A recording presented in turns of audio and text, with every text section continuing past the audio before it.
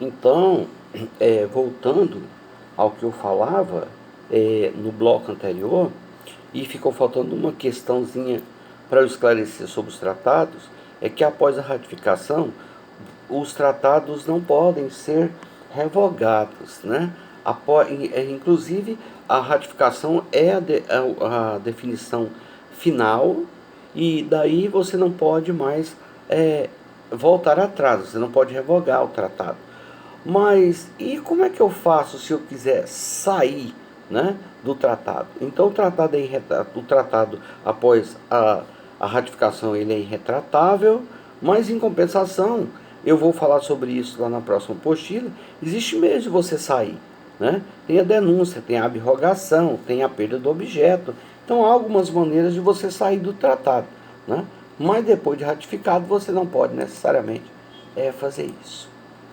Tá, no item 14 a gente fala das reservas. Como eu já disse, eu já expliquei lá anteriormente, que as reservas elas se operam, né, de maneira muito peculiar para adequar o tratado a algumas questões de ordem doméstica.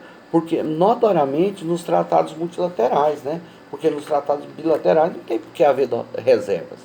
Mas nos tratados multilaterais, onde são muitos países, para se adequar à realidade de um país específico, pode haver as reservas. Né? Mas isso eu já expliquei anteriormente para vocês. E se alguém tiver dúvida, depois reporte-se a mim ali no WhatsApp.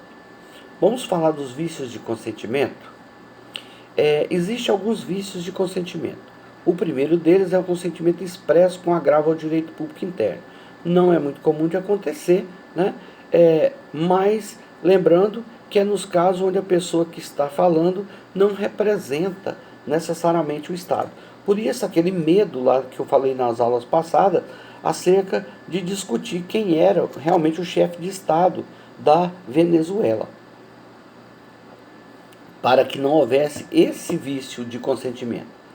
Lembra que o tratado é uma expressão da vontade. Se ela é uma expressão de vontade das partes contratantes, não pode haver qualquer tipo de erro, dolo, coação, corrupção sobre o negociador. Tem uma história célebre, né? E que vale a pena a gente contar. Se não der tempo, eu vou colocar mais um videozinho ali de 5 minutos, mas não se preocupe. Vale a pena contar essa história. O rei Henrique V queria ser o chefe da igreja, né? Naquela época, então, a Igreja Católica, como você sabe, ela era a detentora do poder, né?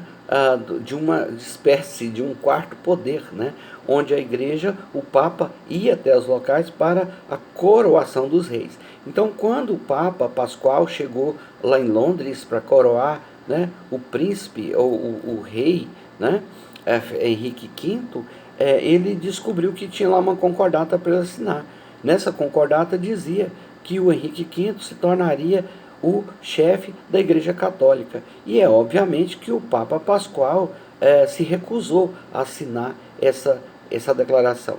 Então o Henrique V, que era bastante tirano, mandou trancar o Papa e toda a sua comitiva, né, lá nas torres do castelo. E eles ficaram lá 2 meses a pão e água, né? E o Papa, claro, né, acostumado com a riqueza, com o luxo de Roma, num determinado momento pediu arrego e disse que assinaria o tratado, né, a concordata. E dentro dos termos da concordata tinha uma exigência que o Papa se comprometia a jamais excomungar o Henrique V. E o Papa assinou contra gosto, foi liberado, voltou para Roma, e a primeira providência que ele chegou lá em Roma, né, que ele tomou antes mesmo de tomar banho, né, brincadeira, mas assim, a primeira providência que ele tomou quando ele chegou em Roma foi, né, revogar aquele tratado e excomungar o Henrique V, porque, obviamente, não era isso, né, que ele havia ido fazer lá em Londres. Daí, o que o Henrique V fez, né? O Henrique V disse, já que é assim, eu vou criar a minha própria igreja. E criou a igreja anglicana, onde o rei também é chefe da igreja. E é assim até os dias atuais, com a rainha Elizabeth sendo chefe da igreja anglicana.